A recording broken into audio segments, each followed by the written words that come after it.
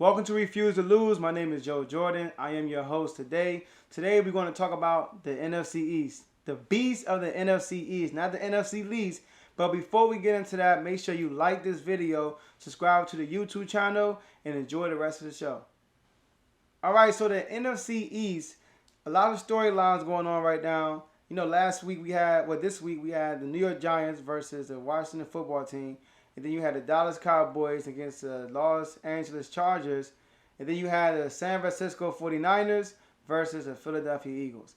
Now, I already gave my 2 cents on the Giants and the football team in the Washington game. We're going to talk about the Cowboys and the Philly game, and then we're going to sum it up after that. So let's start off with the Philly game.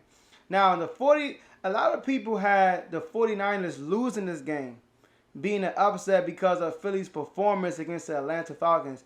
Now, I remind you, like I said last week, the Atlanta Falcons, they are not a good football team, especially their defense. Now, I thought their offense will perform better. They did perform better against Tampa Bay. But against Philly, they only scored 6 points, and I believe they only had 44 yards in the second half.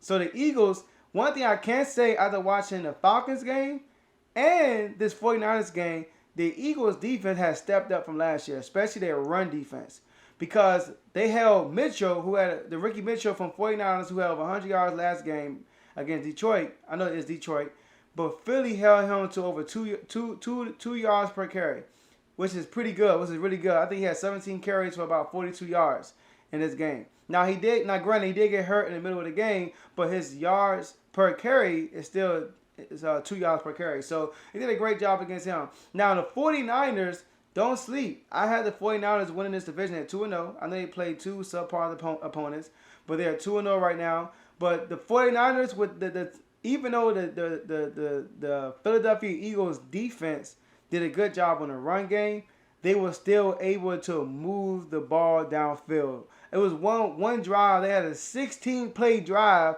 to basically put the not finishing touches, but basically put the separation in the score when Garoppolo finished the drive with a quarterback sneak. Now, that's crucial because the Eagles they allowed one long run. They allowed, I believe, a 21-yard run, and they allowed a 10-yard run. Other than that, everything was like 4, 3, 2, 6. It was a small chunk of yardage, but the 49ers kept moving the ball forward. That's what they do. They have a great running back system when they can keep moving the ball forward with his own offense. Now, Jalen Hurst looked pretty good yesterday. He didn't put the ball in the air a lot yesterday. But what he did yesterday was pretty good. He used his legs. And that's what you have to do. Like I just said about Lamar Jackson. When you have the ability to run the ball, you put a lot of as a quarterback, you put a lot of pressure on that defense just by extending the play by using your legs. Like, look at Kyler Murray. When you're a threat with your legs, you keep the defense being honest. And then when they're honest, it helps your passing game. So Jalen Hurst has been doing that. He did that with the Falcons, and he did a great job yesterday. They just couldn't get enough scoring plays yesterday. I know they scored 2 touchdowns, one touchdown, and 11 points, right? So that's Philly. Now let's talk about Dallas. Now, great win by Dallas. See the mark of a good team. No matter how the game is going on, can you finish the game? If the game is sloppy, if the game is back and forth, can you finish the game? I know Washington football team, that's what they did against the Giants. And that's the same thing the Cowboys did against the Chargers. Because there's a lot of things we can point out. Now, the Chargers, man, I felt like every time they made a big play, there was a penalty. I'm not sure about that. Every time they made a big play, a flag went out, and they just killing themselves. Right? Now, that one touchdown that got called back when there was a holding, that was definitely a holding. If he never held the defensive linebacker, then that would not have been a touchdown because they added more time in the pocket. Now, that last touchdown they called back with the illegal motion, that was the right call, but it didn't call. It wasn't a reason why they scored the touchdown. That was self-destruct, and then Herbert taking out a sack was terrible by him, by holding the ball, throw it away sooner than that. He was in the pocket for a lot of seconds, and then he got the pressure late. He tried to drive back and make a play. Just throw the ball away. So, and then Herbert also made 2 mistakes. Now, that first turnover he threw, Diggs, that was a great play. It was underthrown. He threw it behind Keenan Allen. But Diggs made a great play by diving and catching the interception. Diggs is a pretty good quarterback. I like how he's been playing the last 2 games. And I like how he played the end of the last season also.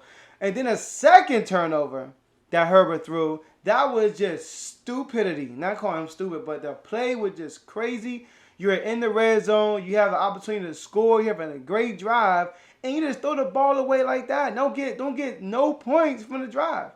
So you got to look at this. Any of that interception Herbert threw, those 2 touchdowns that got called back, if they score any of those touchdowns, the Chargers have a good opportunity to win the game because the Cowboys scored 14 points in the first quarter and only scored 3 points for the rest of the game. They scored 0 touchdowns. They scored 6 points for the rest of the game, but they scored 0 touchdowns for the rest of the game. Think about that.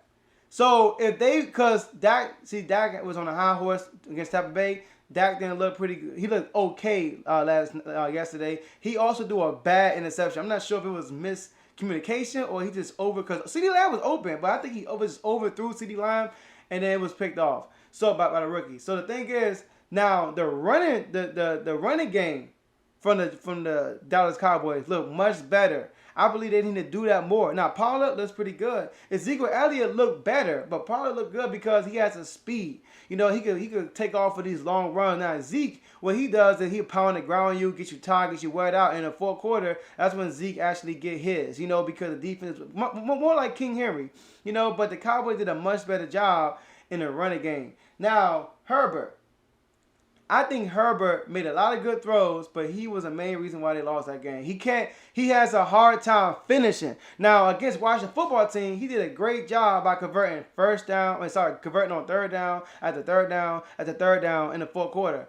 But against the Cowboys, he didn't have the ball last. So I believe if they got the ball last, he could have did the same thing. But the fact that Dallas ended up with the possession last, that they would end up winning the game. But kudos to Dallas for actually finishing the game because that's the mark of a good team. No matter how the game is going on, are you going to finish it with the win? So kudos to Cowboys. Now, the Cowboys, what I can say, out of all the teams in the NFC East, they look like the best team as of today. They look like the best team. Their offense looks very explosive, right? And their defense is not great, but I'm not going to say it's much, but it is better. It's playing better, a little bit better than what I expected, especially yesterday with the Chargers with all the injuries they have going on.